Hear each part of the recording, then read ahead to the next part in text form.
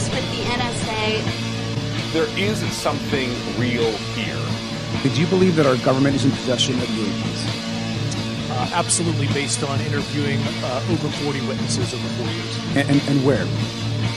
I know the exact locations, and those locations were provided to the Inspector General and some of which to the intelligence committees. I actually had people with the first-hand knowledge provide a protected disclosure to the Inspector General. Biologics came to some of these recoveries. Yeah. Those could represent exquisite new adversary technology. Non-human, and that was the assessment of people with direct knowledge on the program I talked to that are currently still in the program. The government is covering up some level of its knowledge and understanding about what some of those things are.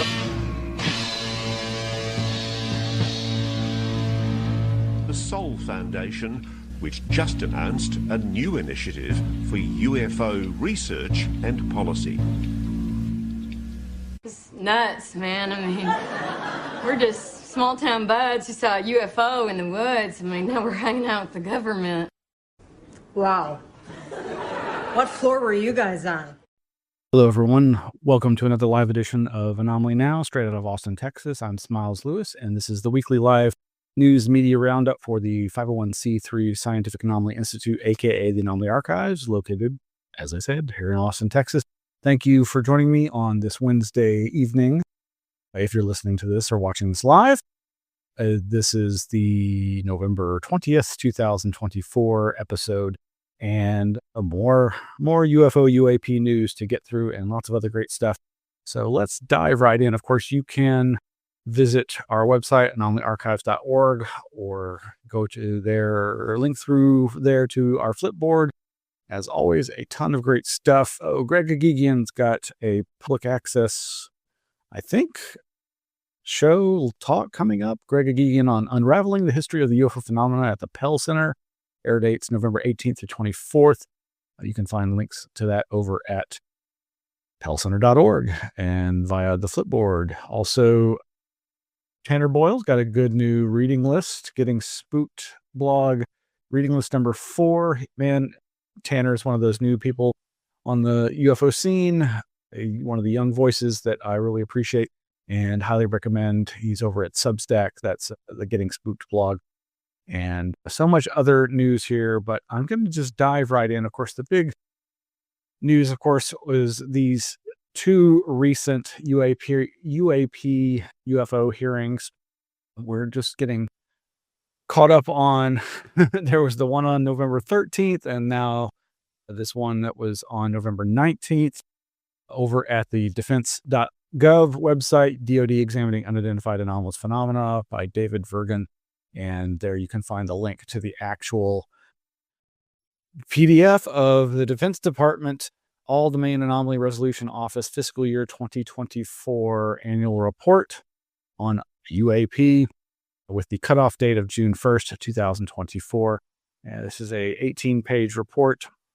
Really have not dived into this, but you can get some good analysis, of course, from our good friend and excellent journalist in the UFO paranormal scene, Micah Hanks, over at his micahhanks.com.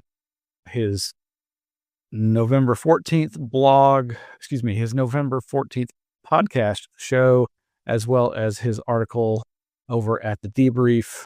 Former officials warn lawmakers of alleged secret UAP programs operating beyond congressional oversight. This is coverage of that November 13th congressional hearing. Highly recommend you go check that out, both the podcast and the article.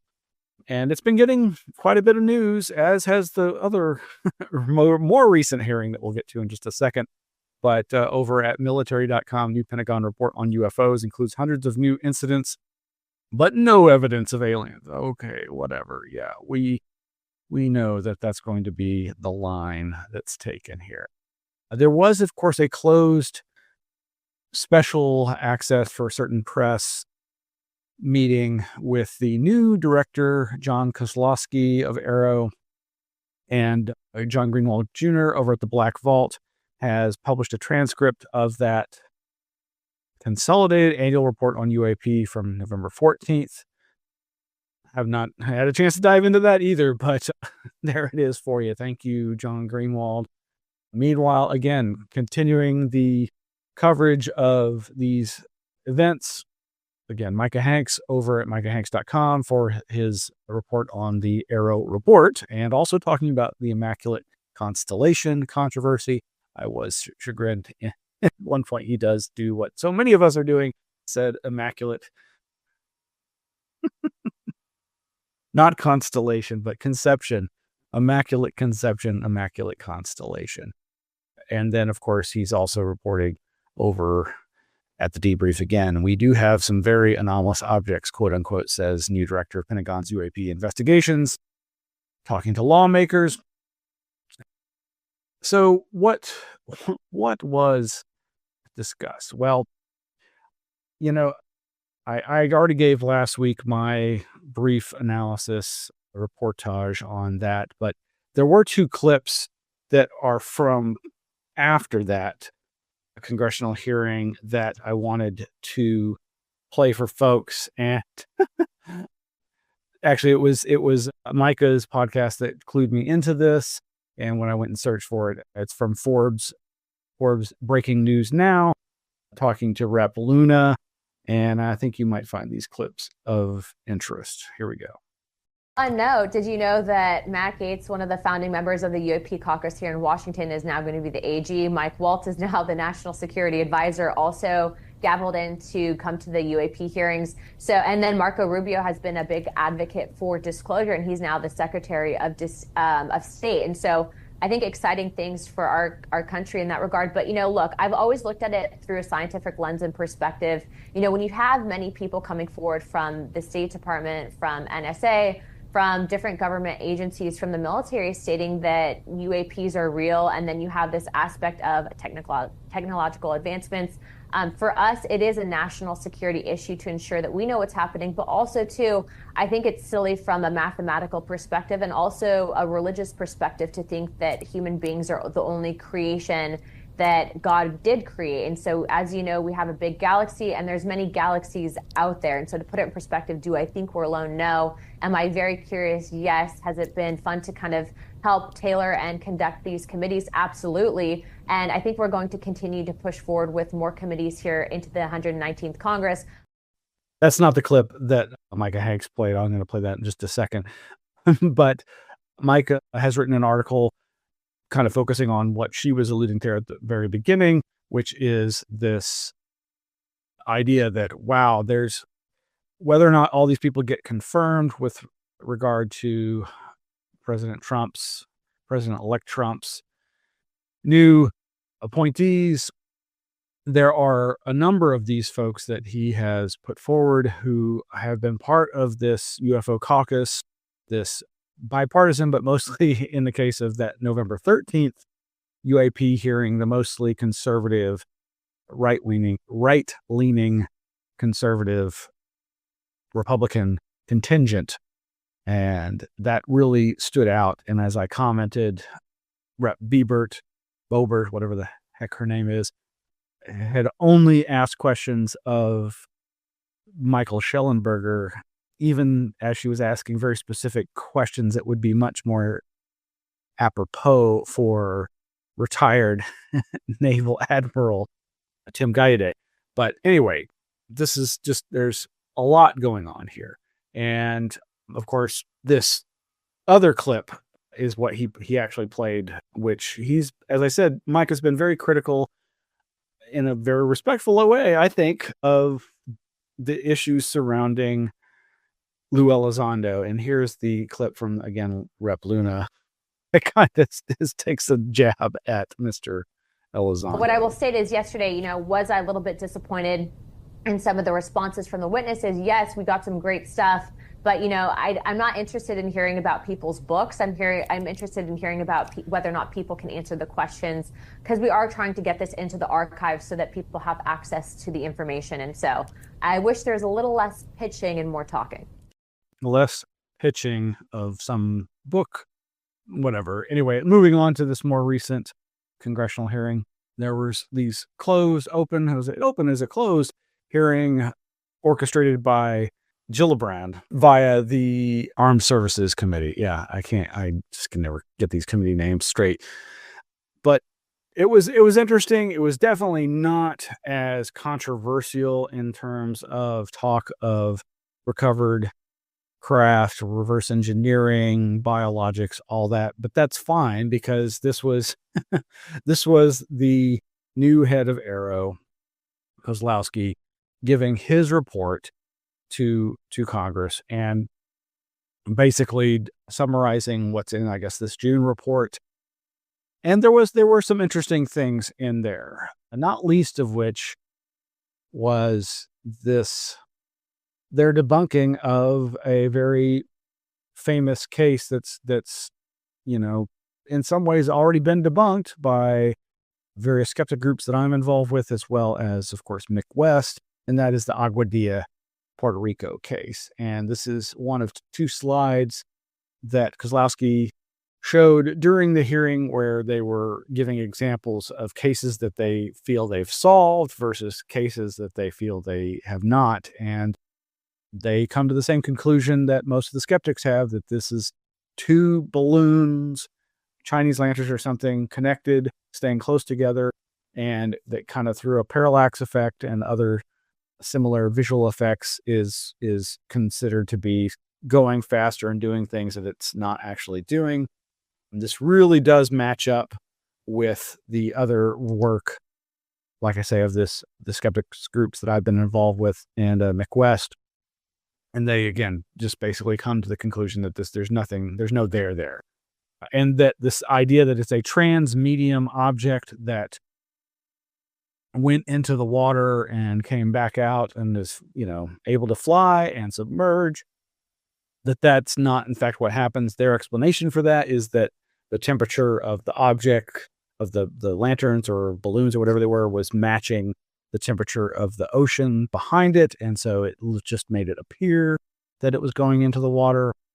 Obviously, believers who want this to be some evidence of some non-human intelligence are going to, or some kind of exotic technology are not going to agree with that. Similarly, they debunk, again, as others have, the famous Go Fast video, one of the naval videos that was spirited to freedom by Chris Mellon and Zonda. And again, they're just saying it's parallax, that this is most likely something that was higher up than believed originally. There are the two slides for that. I don't know. I've never been that impressed by any of that footage. And again, for me, the UFO phenomenon does not hinge on any one piece of evidence, let alone this recent post-2017 wave. And of course, at least one of the videos was leaked onto the internet back in 2014. But we'll see. We'll see where this goes. Maybe somebody will come up with some dramatic explanation for how Aguadilla, Puerto Rico case UFOs are in fact anomalous. But so at this week's UAP hearing hosted by Gillibrand, we've got a couple of clips here, each about a minute long. So check this out. Given the public's growing concern and interest in UAPs, how do you balance the need for the transparency that our public is demanding with the potential risks of revealing classified defense information? Yeah, that's always a concern that's on the front of our minds. We want to make sure that we're deconflicting both on potential U.S. programs and what the IC might be tracking for adversarial programs as we're aggregating that information and preparing to share it. However, oftentimes we can remove the discussion of the unidentified and anomalous activity from the sensitive information that our partners are concerned with. Well, isn't that what we've been asking? Isn't that what you're not doing? And by you, I don't mean him. And at some point, I believe Kosloski says that they aren't really the ones trying to do the declassification, that they're working with these other agencies to arrive at explanations or to make things more available and transparent for the public. But again, this issue of transparency, this issue of declassification, this issue of people like John Greenwald Jr., who for decades have been on a daily basis trying to get this information, pry it loose from the military industrial complex. And, it's been done before and it can be done here again. They show clips in this hearing where they've blotted out the things that would hypothetically compromise the source, or that might be things that in other instances would have been cited as why they can't release it for national security reasons. So there are ways of redacting that. And so it's nice to hear this, but I'm not sure whether to believe it or not. I will say I get a better vibe from this fellow Kosloski than Kirkpatrick. Kirkpatrick seemed a lot slicker, more slippery. Here's another clip that I think goes to some of the interesting directions that the AARO office could go. And then without having to explain the UAP, what do we need to begin really doing about them? What precautions can we take? What should we be doing about them? I think that removing the stigma, reducing the stigma is the first step. We need to make sure that we're having honest and transparent conversations about them, because if we're hesitant to discuss them, then it opens the opportunity for an adversary, as you had mentioned earlier, Senator Gillibrand, to come in and conduct some activity. So we need to do that, and we need to have more persistent monitoring and understand that whether it is a UAP or a counter UAS issue, that we need to have that complete domain awareness around our national security facilities. Has AARO involved academia? Have you gone to universities? Do you have outside organizations that you are working with? And if so, can you walk us through some of that collaboration? Sure. Right now, most of our collaborations that are veering towards academia are with university-affiliated research centers associated with universities or with FFRDCs. Our partnership with universities, I would say, is lacking right now. We have some one-off associations with university professors. However, that's our fault, and it's largely because of the need to declassify data. We need to give the professors something to work on before we can really engage them. So we're working significantly on declassification efforts.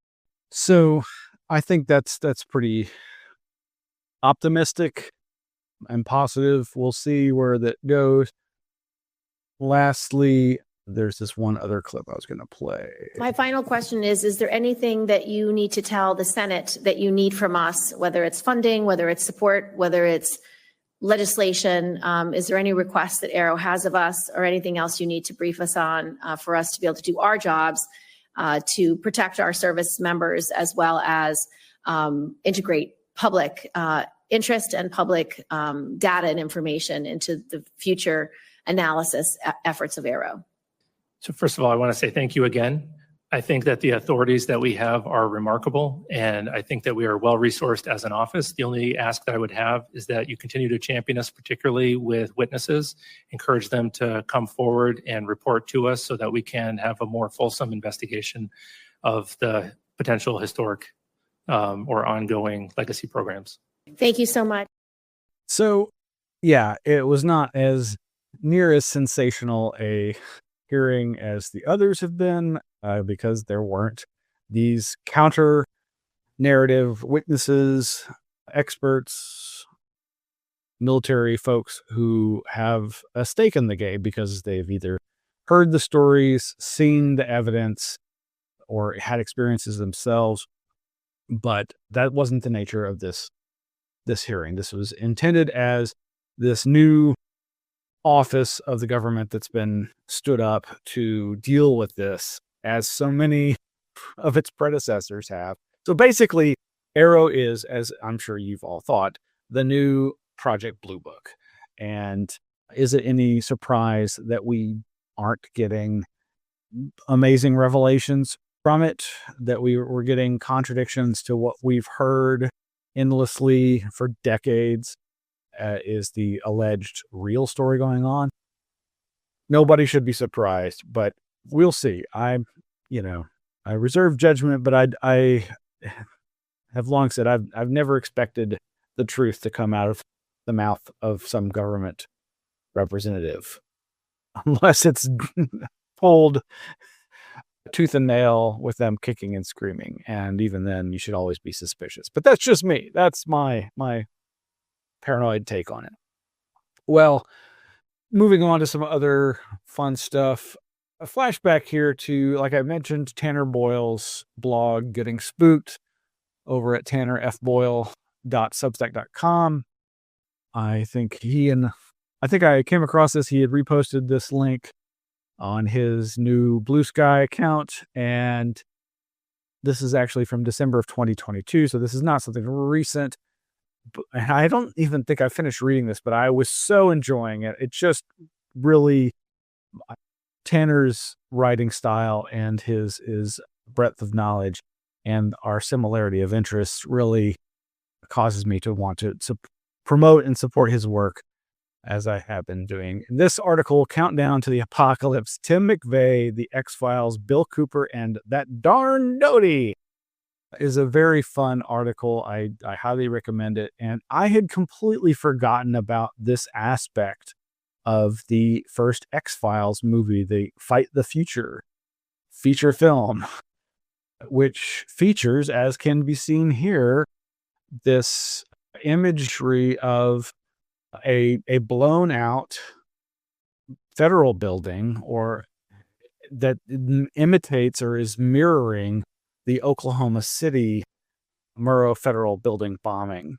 And as he says, this is pretty brazen, as he says. The brazenness of modeling the fictional bombing of a federal building with a real-life tragedy that occurred 2 years earlier is impressively bold, but even more so when the X-Files Fight the Future's version of the bombing is a false flag attack, an attempt to conceal the victims of a recently unleashed alien virus. The X-Files series, while no stranger to the conspiratorial, amplifies the connections to real-world conspiracy culture in the feature film by including a character seemingly modeled on Milton William Cooper. An early spreader of UFO community disinformation, Cooper is a major through line from UFO enthusiasts to the militia movement, and was an early proponent of the theory that the OKC bombing was a false flag attack. As explored by painting, Cooper's Behold a Pale Horse, quote, amalgamated nearly the entire history of UFO alien narratives that had been circulating in fringe subcultures for quite some time, unquote, sharing rhetoric with, quote, patriot, militia, and white supremacist communities. Painting notes that Cooper made the rounds in those circles as well, eventually focusing more on that conspiratorial angle, quote, after the UFO crowd began to scorn and debunk him. Furthermore, like the X-Files, Cooper was a major influence on McVeigh. When, quote, when his attorneys asked him what public figures might help them understand his way of thinking, William Cooper was one of the people McVeigh said they might want to talk with. They also, apparently, he also suggested that they watch the X-Files. This whole article starts with a reference to a book that I was only made aware of, I guess, last year around this same time. So it's just about a year ago. Wendy S. Painting's 2016 book, Aberration in the Heartland of the Real, The Secret Lives of Timothy McVeigh.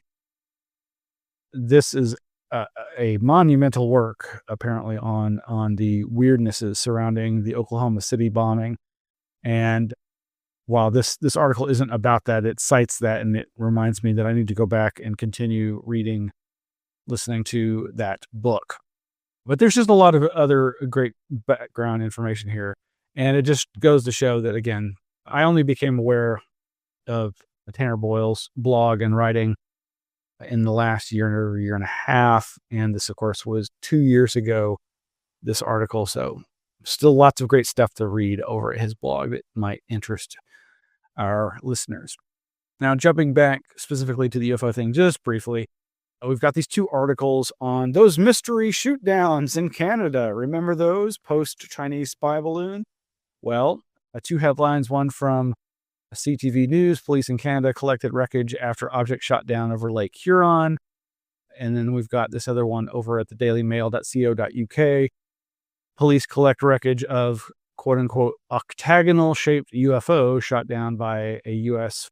F-16 fighter jet. Now, if I'm remembering from reading these articles, most likely it appears that they believe this was a weather balloon. So they shot down some corporation's weather balloon, allegedly. This is just one of the multiple shoot downs that occurred around the same period of time. I doubt we'll ever get anything definitive, but maybe this information will slowly leak out, and hopefully there will be somebody digging more deeply into this and hopefully finding some interesting revelations. Okay, shifting gears here. You like poltergeist, right? There's this new paper that's published through the Journal of Scientific Exploration, the JSE. That's the Society for Scientific Exploration's journal. And it's over at ResearchGate, a detailed phenomenology of poltergeist events. So you can download the PDF here. The abstract reads, opening line, the objective of this paper is to propose a reference point in the phenomenology of poltergeist, either for people who want to know more about these phenomena or for researchers looking for cases and sources associated with some particular phenomenon. In parallel, an ongoing work is conducted aimed at building a global case repository of poltergeist cases with their phenomenological characteristics and their sources, which will be available soon at website macropk.org, macropk.org. A historical view of the 50-plus qualitative and quantitative studies of the poltergeist phenomena is presented along with different authors, researchers, and the publications associated. Again, this is available over at researchgate.net for download. And who doesn't like poltergeist phenomena? Nobody likes experiencing it, I don't think. But reading about it's another thing, right? And I'm immediately thinking of Jeff, the eighth wonder of the world. That talking mongoose. He was a poltergeist, wasn't he? Okay. Over at Medical Express, medicalexpress.com. Memories are not only in the brain, human cell study finds. An NYU researcher administers chemical signals to non-neural cells growing in petri dishes.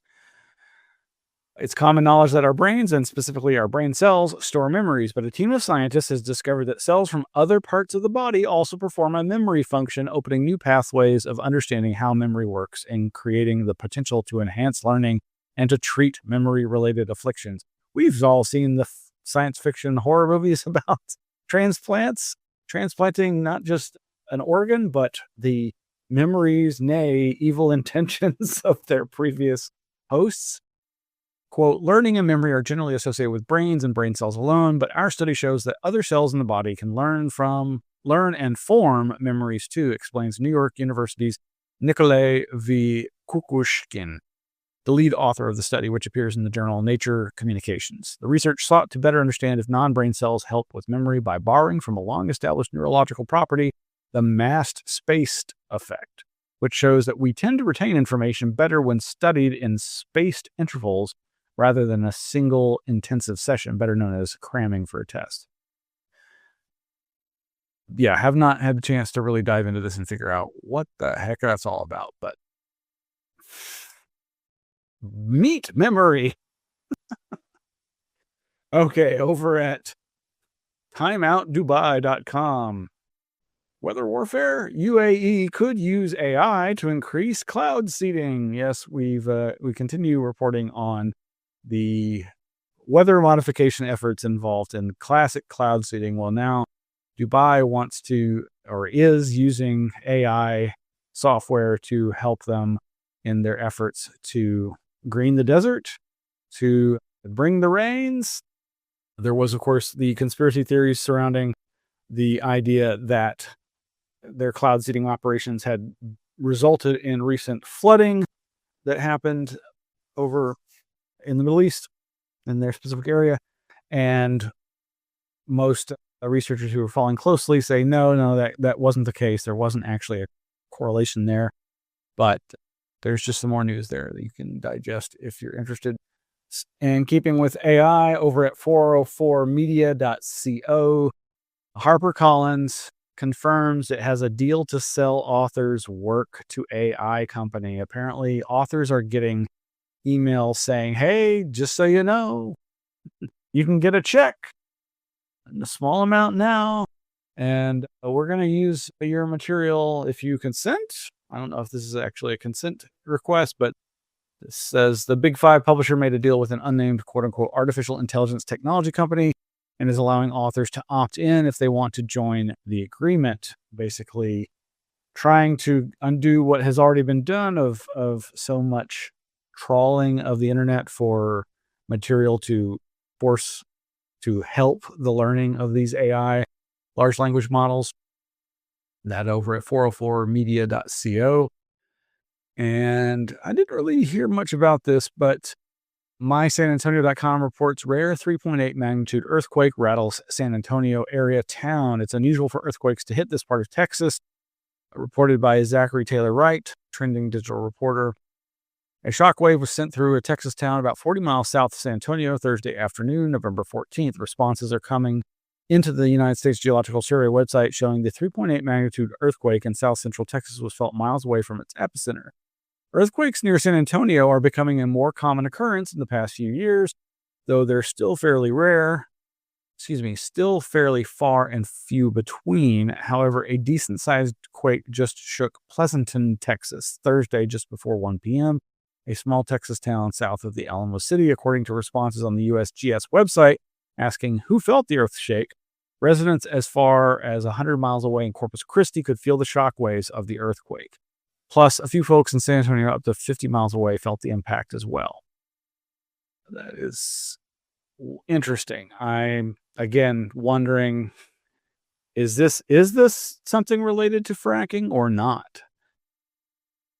Let's see. While many will point the finger at fracking and the oil and gas industry, the cause of the 3.8 magnitude quake will take some time through an investigation by the USGS. There's evidence that earthquakes are on the rise in the region, which may be a man-made problem.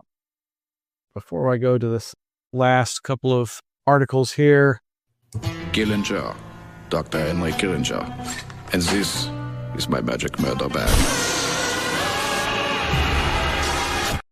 That damned Dr. Gillinger.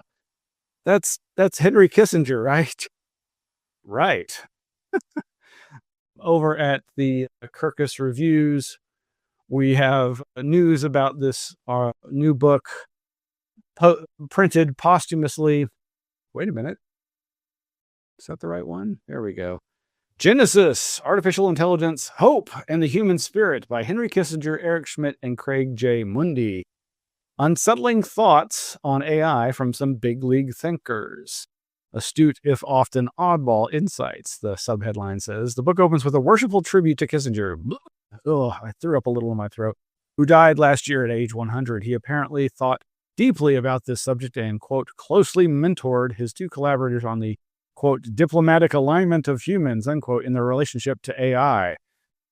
And, you know, you can find out more about Henry Kissinger, Dr. Kissinger, but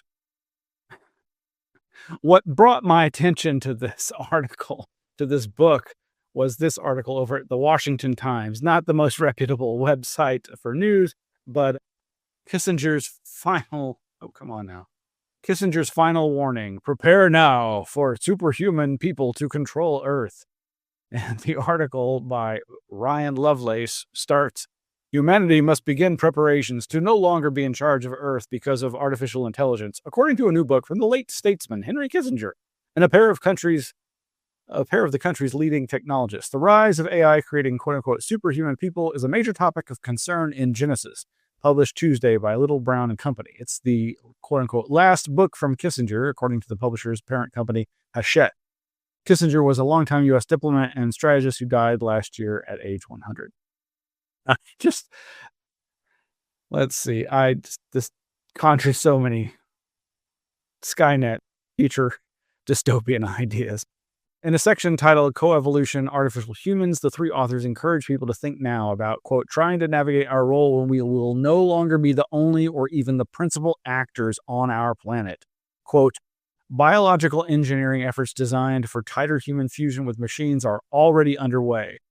Current efforts to integrate humans with machine include brain-computer interfaces, a technology that the U.S. military identified last year as of the utmost importance Such interfaces allow for a direct link between the brain's electrical signals and a device that processes them to accomplish a given task, such as controlling a battleship. Yeah, Dr. Killinger, I presume. Sorry. Not a fan of that evil man. The opinions expressed by this guy here do not necessarily reflect those of the board of directors of this nonprofit. But meanwhile, last two links here. I often reference, or maybe I should often reference, the QAnon Anonymous podcast. I really like a lot of their work, even as I have often been critical of their derisiveness of people with conspiratorial ideas. I actually think they are very conspiratorial themselves, and they like to have fun with these ideas because otherwise it would drive us all insane. In the wake of the election, they've been trying to go a little lighter, according to this episode. Now, you have to be a Patreon member to listen to the full episode. I finished it today, really enjoyed it. This episode is about an ARG, an alternate reality game surrounding the TV series Lost. You might remember from like 2004 to 2006, I think. The text for this episode, which you can hear a sample of over at this link at Patreon or Spotify and SoundCloud. Quote, I tried to think of the most harmless thing, something I love from my childhood, something that could never, ever possibly destroy us. Lost. Of course, that's a reference to Ghostbusters, I believe, the Stay Puft Marshmallow Man. And I was wrong. This week, Jake strands the co-hosts and listeners on a small, dangerous island and dissects the Lost alternate reality game from 2006 in an effort to steer the show away from politics and conspiracy theories. In these trying times, Jake has inadvertently uncovered the inconvenient truth that TV shows and their advertisers may have primed us for QAnon. And I must say, as much as I have been a critic sounding the warning bell about the dangers of alternate reality games as far back as 2000, 2001 with the Majestic ARG, they really do a good job here, as usual.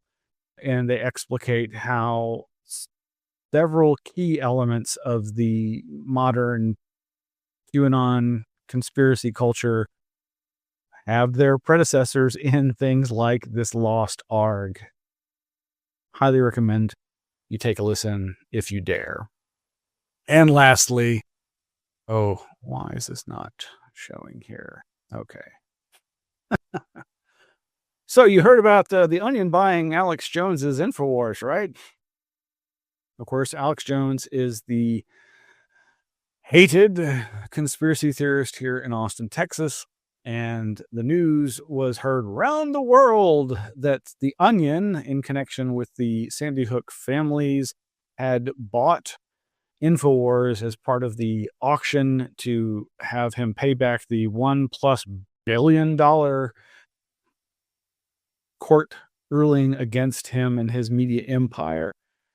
And in fact, the day this all went down, he was reporting on it, and they went off the air, and then they came back on the air from a different studio, and he continued reporting on what was happening. He has, of course, continued to report on what's happening because the very next day, within 24 hours, the studio was reopened, the lights were turned back on, and he was told, allegedly, take a drink, that it had all been done improperly and that he is coming back with a vengeance. Meanwhile, you've got a few news outlets covering, retracting, adding updates to those articles about the fact that apparently it's not a done deal, or at least it's not a done deal yet. So don't wait for Dr. Jacoby to start his new Alex Jones InfoWars show, Twin Peaks reference. This article over at, where is this? lawandchaospod.com. Not familiar with this news outlet, but no, Elon Musk isn't riding to Alex Jones's rescue. However, it has been reported by Brother Jones and other news outlets that, in fact, Elon Musk's and X's media lawyers have entered into the case that they want to be appraised as things proceed. And the judge overseeing this case has said that there may have been improper actions taken on the part of the people doing the auction. Suffice to say, apparently this was not a quote unquote true auction in the sense of going to the highest bidder, but rather was decided by the person in charge of the estate and helping the Sandy Hook family victims to pick the best bid, quote unquote. And the best bid they thought was the lower bid involving the families and the Onion, as opposed to the higher bid by the friends of Alex Jones, who apparently had banded together to win the auction. We'll see how this all pans out. I am no lawyer. I don't understand all the details, but this person I thought gave an interesting balanced assessment of the situation, even as they obviously, like so many people, really hate Alex and everything he stands for and everything he is alleged to have done, who has been convicted of doing, or what have you. Anyway, make of that all what you will. I hope you've had an interesting evening, and you can like and subscribe. We really appreciate any support you can give. You can go to patreon.com/Anomaly Archives or anomalyarchives.org and find the many ways that you can help us. And that's going to be it for this evening, and we'll be back next week. So thank you, and Dr. Henry Killinger, and this is my magic murder bag.